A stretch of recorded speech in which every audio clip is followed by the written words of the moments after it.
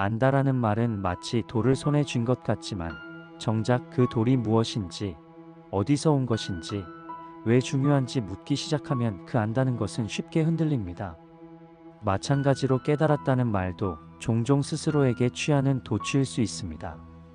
깨달음이란 단순한 느낌이 아니라 삶 전체를 바꾸어내는 통찰이기에 무엇을 깨달았는가라는 질문 앞에서 우리는 다시 겸허해질 수밖에 없죠. 나는 안다.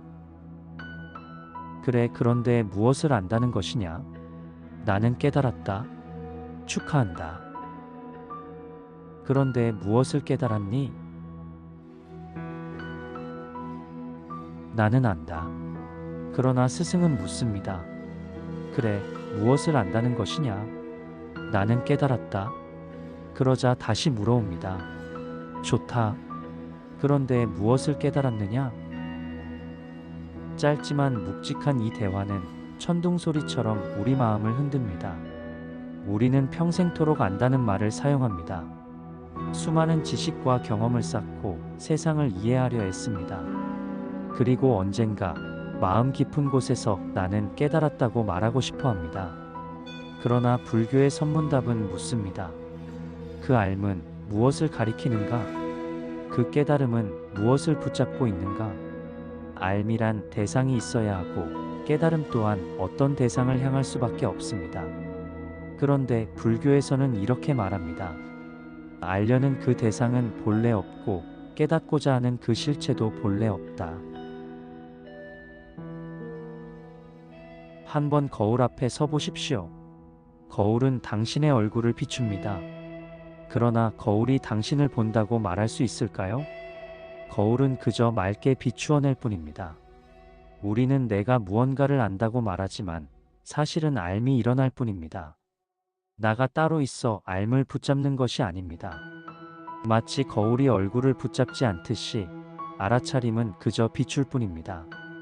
진짜 깨달음이란 거울 속의 그림자가 아니라 거울의 맑음 자체를 보는 것입니다. 그러나 대부분의 사람들은 그림자만 붙잡습니다. 내가 이것을 알았다, 내가 저것을 깨달았다 하고 말하죠. 그러나 그것은 여전히 그림자일 뿐입니다. 바다를 생각해 봅시다. 우리는 흔히 파도를 보고 파도가 일어났다고 말합니다. 그러나 파도는 실체가 아닙니다. 그저 바다가 그 순간 특정한 모양으로 드러난 것일 뿐입니다. 암도 깨달음도 이와 같습니다. 내가 무엇을 알았다고 말하는 순간 우리는 파도만 붙잡고 바다를 잃어버립니다. 그러나 바다는 늘 거기 있습니다. 알아차림이란 따로 있는 파도의 조각이 아니라 바다 전체의 흐름인 것입니다.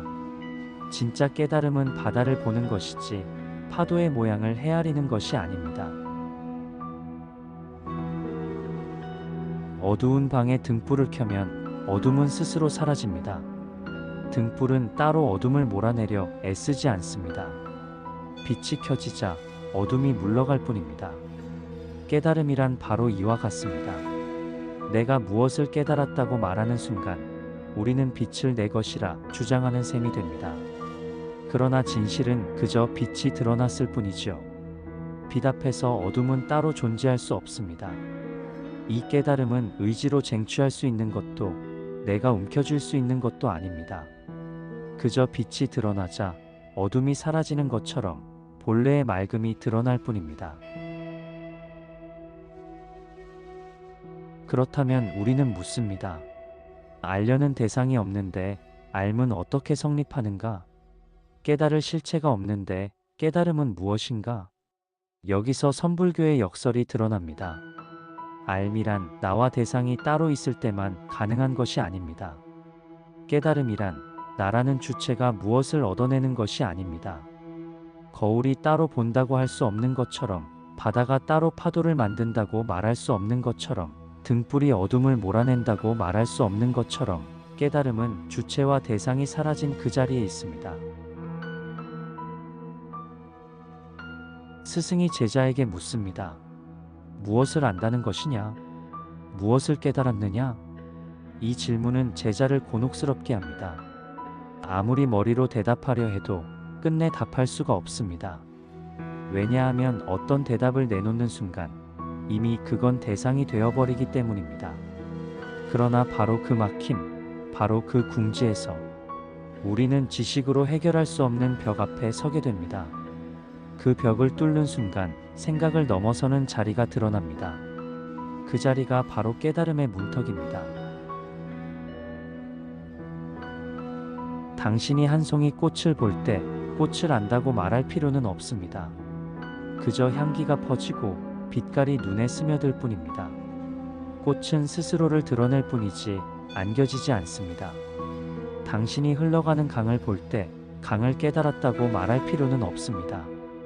그저 물결이 흐르고 바람이 불며 당신의 마음도 함께 흔들릴 뿐입니다.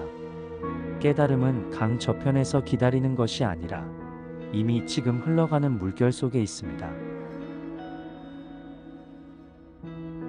그러므로 묻습니다.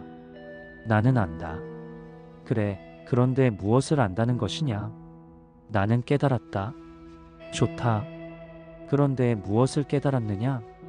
이 물음은 우리를 끝없는 의심 속에 밀어넣습니다. 그러나 바로 그 의심 속에서 언어를 넘어선 자리가 드러납니다.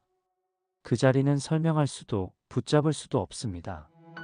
다만 거울처럼 맑고 바다처럼 깊으며 등불처럼 환할 뿐입니다. 그리고 마침내 우리는 알게 됩니다. 사실 우리는 무엇을 아는 것도 무엇을 깨닫는 것도 아닙니다. 그저 지금 이 순간 본래의 알미 이미 드러나 있을 뿐임을.